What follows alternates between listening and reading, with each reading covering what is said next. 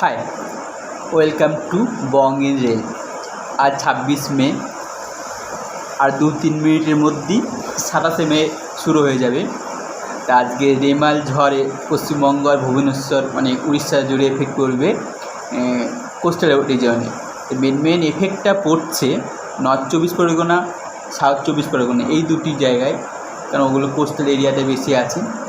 আমি যেখানে এই মুহূর্তে আছি পূর্ব বর্ধমান, এখানেও হালকা ঝড় বৃষ্টি হবে, কিন্তু হ্যাঁ এখন থেকে ঝড় বৃষ্টি শুরু হয়েছে, এতক্ষণ শুরু হয়নি, হালকা হালকা হাওয়া দিচ্ছিল, কিন্তু এখন প্রপার ঝড়টা শুরু হলো।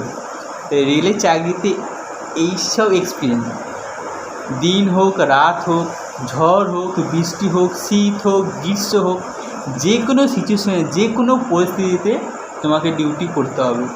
এই না যে আমি ঝড় আছে ঘূর্ণিঝড় হবে, গাছ ভেঙে পড়বে, ডাল ভেঙে পড়বে, আমি ডিউটিতে যাব না, এরকম হয় না।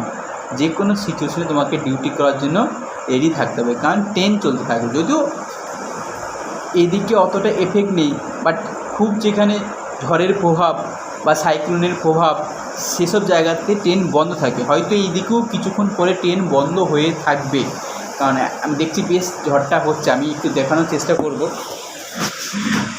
কীরকম ঝড় হচ্ছে। এতটাই ঝড় হচ্ছে, আওয়াজ আসছে না।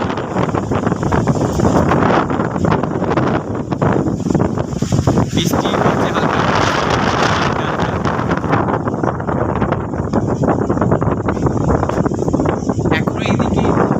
এখনো এদিকে ঝড়টা অতটা শুরু হয়নি, বাট হচ্ছে।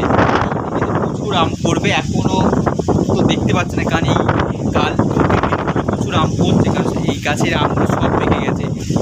আজকে আর নিচে নামবো না, বলা যায় না কখন গাছ ভেঙে পড়ে। আর তোমাদেরকে ঝড়টা দেখানোর চেষ্টা করবো। আর এখনও সেরকম ঝড় আসেনি পূর্ব বর্ধমানে। অ্যাকচুয়ালি না ঝড় হয় না বৃষ্টি হয় বেশি, মানে সবসময় আমি দেখি এই এলাকায় গরমে বেশি থাকে। তাই এখন ঝড় হচ্ছে, এইদিকে হালকা করে আওয়াজ হয়তো কম আসছে, বুঝতেই পারছো কেমন ঝড় আসছে। অ্যাকচুয়ালি ঝড়ের এফেক্টটা মেনলি পড়বে নর্থ 24 পরগনা, সাউথ 24 পরগনা। আর এই ঝড়ে তো প্রচুর আম পড়বে, এই 2-3 দিন হলো প্রচুর আম পড়ছে। আজ সকালেই তো আমি দেখলাম গ্রামের ছেলেগুলো মোটামুটি 4-5 কেজির মতো আম, একজন মোটামুটি 500-1 কেজি করে আম কুড়িয়ে নিয়ে গেছে, কারণ সব আম এখানে পেকে গেছে।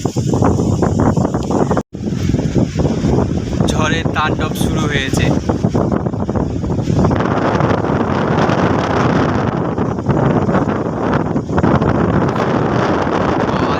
লেগে যাচ্ছে আমার, এখানে গাছগুলো একটু দূরে দূরে আছে বলে এফেক্ট করছে না।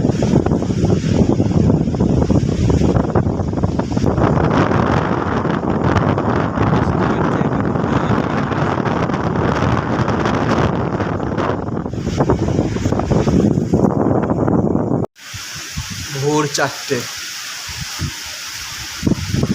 রাত 1টা থেকে বৃষ্টি ঝড় শুরু হচ্ছে।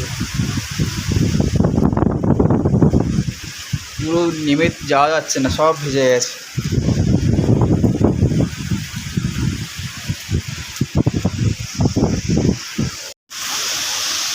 পবনদেব যখন তাণ্ডব করে তখন, আর এই ছেলেগুলো ছেলেটা আসছে আম করার জন্য, আমের এত এসা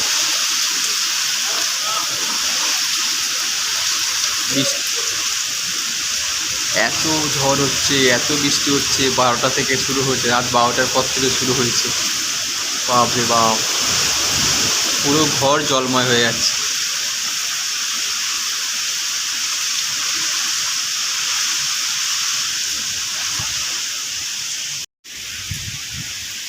সকাল 6:45, ভোরপুর বৃষ্টি হচ্ছে। এত ঝড় এত বৃষ্টি হচ্ছে কি বলার নেই। মানে আমি কখনো এরকম লাইভ এক্সপিরিয়েন্স করিনি, ফার্স্ট টাইম ডিউটিতে এরকম বৃষ্টি হচ্ছে। কেবিনের ভেতরে জল ঢুকে যাচ্ছে, এতটাই বৃষ্টি হচ্ছে।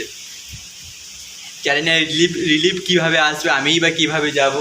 দেখা যাক আলটিমেটলি কী হয়, কারণ এই যা ঝড়, না কোনো টোটো পাবো না কোনো গাড়ি পাবো।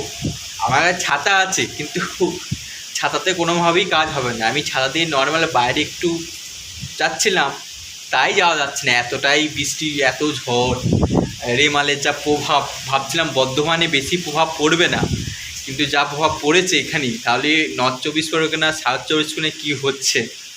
সারা রাত কেটে গেল, সারা রাত তো একদম, আমি তো কেবিন থেকে বেরোইনি, যখন অনলাইন করতে হচ্ছিলো একটু বেরোতে হচ্ছিলো, তাও তো স্টেশন থেকে বলা হয়েছিল যে একদম বাইরে যাওয়া দরকার নেই, ভেতর থেকে অনলাইন করো, কারণ যে পরিমাণ বৃষ্টি হচ্ছে আর ঝড় হচ্ছে, বাবরে বাপ।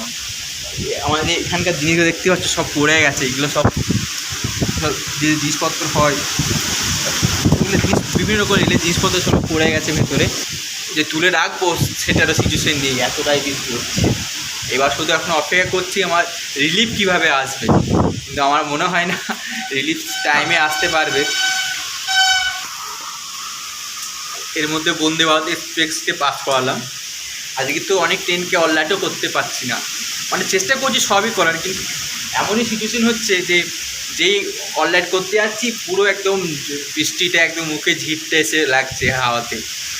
যাই হোক, দেখা যাক শেষ পর্যন্ত কীভাবে রুমে পৌঁছাতে পারি আর রিলিফও কীভাবে আসতে পারে। এবার রিলিফ যদি বুদ্ধি করে কোনো গাড়ি, কারণ স্টেশন থেকে অনেক একটু চেষ্টা করলে গাড়ি পাওয়া যায়, একটু যদি বুদ্ধি করে একটা গাড়ি নিয়ে আসে, হয় কোনো টোটো আসবে না, কোনো অটো যদি আসে সেটাই, না হলে দেখা যাক, জানাবো কীভাবে যাচ্ছি, ফিরতে পারলাম এই রেমালের মধ্যে কীভাবে রুমে ফিরলাম সেটাও জানাবো আস্তে আস্তে। দেখা যাক, আজকে ভিডিওটা বেশ বড় হবে, কালকে রাত থেকে আজকে সকাল অবধি। চলো।